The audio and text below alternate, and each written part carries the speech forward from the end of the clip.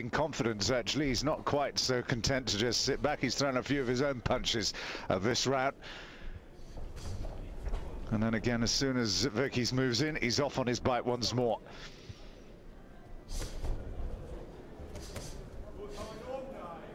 He's using his common sense.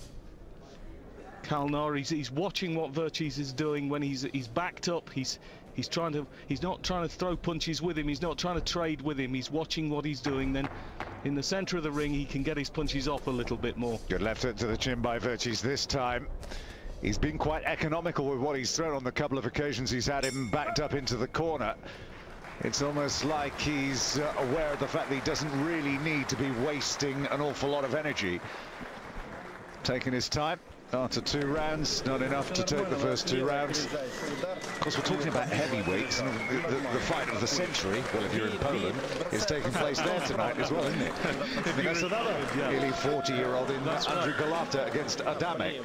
He certainly is 40, yeah, against Adame. 5-1 on, what do you think? His heavyweight debut. Well, you've got to go with youth, but Galata, I've given up predicting what Galata can do. He's been you just never know with him.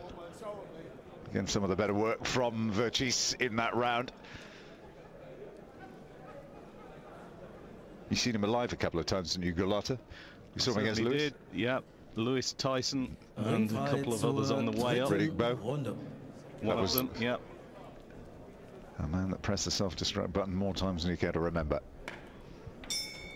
Here we go then, round 3 of a scheduled 6 in the opening bout of the night here from Germany in Cuxhaven. That was a better jab early on from Kalnar. He's just settled down a little bit. He was understandably worried early on. He's fighting a former European champion, all right. You know, a guy who's not one of the world-ranked heavyweights, but he's a status above Kalnar.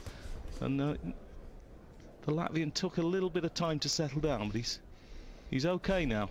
He swung a few punches at Virchis, and his balance looks to be a bit all over the place at the moment. He was caught a bit off balance there. Kalnar slipping as he went in then.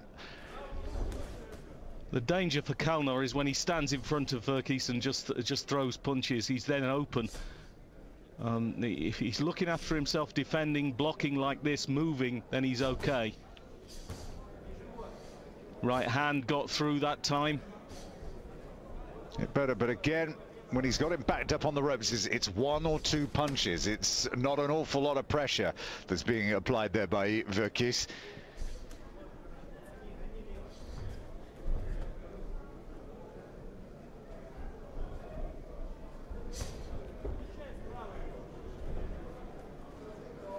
Kalnar's got plenty to aim at there. He's going in with his arms literally by his side. It's that old gun-slinging routine. There's plenty of target for Kalnar if he feels he's got the confidence to hit him, but he's finding his way through a bit more. Good shot to the body. Or was it a bit low? Yep. Yep. It was a low left hook to the body. And he's been given a little bit of time to recover here by the referee, Heinrich Mumet. I was just thinking that Virchis was going right hand happy with the right hands over the top, and he could use a left hook too, and then he threw one, but it was... No, wasn't that it low? Was actually on the belt. On the belt, yeah. My first impression, it was low. Certainly, referee Mumet thought so as well. Maybe gives us a good idea of the mood or the frame of mind that Kalnar's in now after taking a few cleaner shots from Virchis in this round. Beginning to loosen up now, the hunter, as he calls himself. Well, he could do with throwing another left hook to the body and making it a little bit higher, because this man may be weak around there.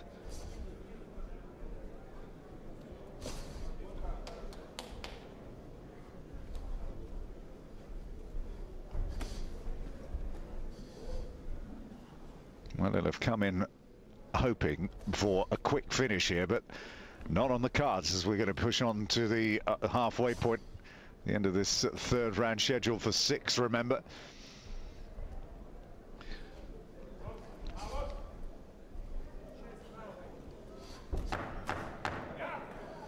Well, a bit of fire from Kalnar, a right hand over the top, but that could be dangerous if he stands in front of Virchis, I don't fancy him matching the firepower. Right hand again at the end from the Ukrainian.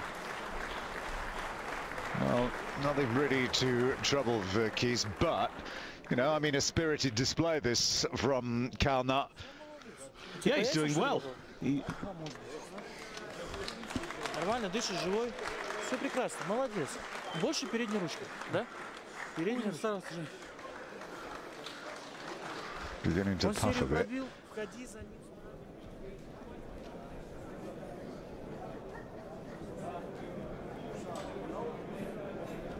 Oh, there's the low blow, but on the belt again. Yeah, my first impression was it was low, but the replay showed not. Нормально, и больше двигайся. Все хорошо, все замечательно. Well, he's comfortably in control, is Virchis. Well, who knows, he might fancy his chances at Kalnars in the second half of this fight. He's got nothing to lose, really.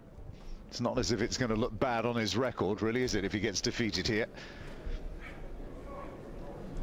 No, it's how he gets defeated, and if he were to spring at the upset, then that's the biggest night in his career. But yeah, it's unlikely to happen on paper, so he would be delighted to go the distance. They've been messing around with the distance of this one all day. I mean, it was 6 rounds, then 8 rounds, now back to 6 again. I think 6 would probably suit Virchis, really, at this stage of his comeback, wouldn't it? Certainly suit Kalnars, I think. I think he'll be happy to get through this. But he's lashing out every so often. No great quality in what he's doing. You just never know with heavyweights, do you? But Kalnars conceding quite a lot, about 24 pounds in weight. Yeah, you certainly don't. We saw Stefan Kretschmann walk on the one, didn't we, against Dennis Baktov. He does tend to slap a bit with his punches, yeah, Kalnars. And that's what he's just got warned for then.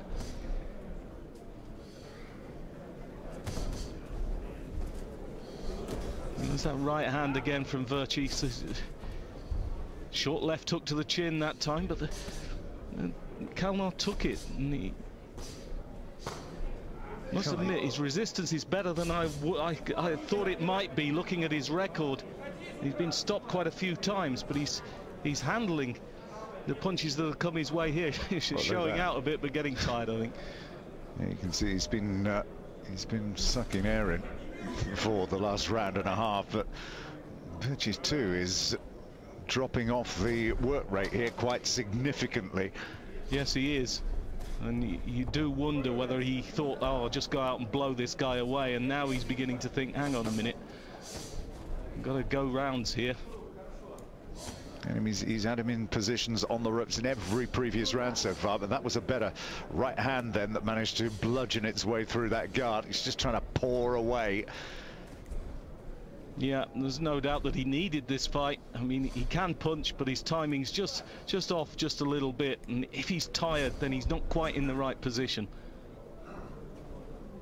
Takes us back to that point we were making in the earlier round about when he accepted the fight, when he decided to come out of retirement after a year, and how much work he's put in prior to getting in the ring tonight. Certainly on the basis of what we've seen so far, doesn't look as if there's been a heavy training schedule. No, it's getting one-sided here. Kalnars doing less and less as this round's worn on. I think he's felt the weight a few times, but he's looking after himself, and who can blame him? It's a horrible right hand. He throws that chopping, flapping thing. That won't cause any damage. And right on the back, but he's doing enough to keep him at bay. And Virchis is blowing a bit as well at the end of the fourth.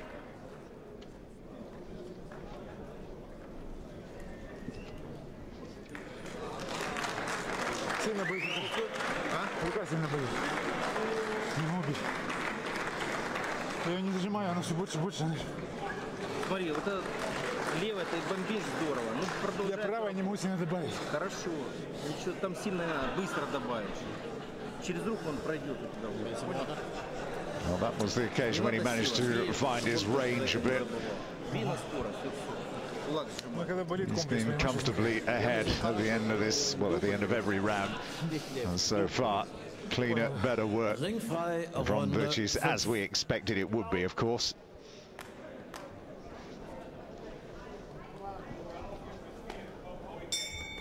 But what he's going to leave this ring with is certainly a seed planted in his mind that he's going to have to do a bit more preparation work and take it a bit, well, perhaps a bit more seriously next time out, if indeed he's thinking that he's got a lengthy time left in the pro ranks. But as long as he's making money, I suppose he's always going to be around, isn't he?